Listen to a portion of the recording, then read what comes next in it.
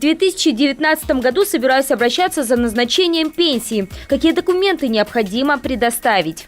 Основной пакет документов для установления всех видов пенсии – это паспорт, СНИЛС, трудовая книжка и документы, подтверждающие иные виды деятельности. Это службу в армии, период получения пособия по безработице, уход за ребенком. Для сокращения сроков назначения пенсии Управление Пенсионного фонда проводится заблаговременная работа с будущими пенсионерами за 12 месяцев до ее назначения.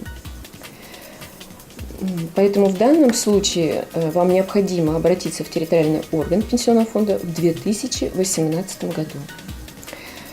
В ходе заблаговременной работы специалисты управления оценивают представленные вами документы, а также оказывают содействие в истребовании недостающих сведений. Прием будущих пенсионеров производится только по предварительной записи в управлении Пенсионного фонда в городе Ухте по адресу проспект Ленина, дом 40А. Записаться на прием в наиболее удобное для вас время можно по телефону 79 59 37, либо на портале государственных услуг Российской Федерации госуслуги.ру, либо на официальном сайте Пенсионного фонда Российской Федерации pfrf.ru.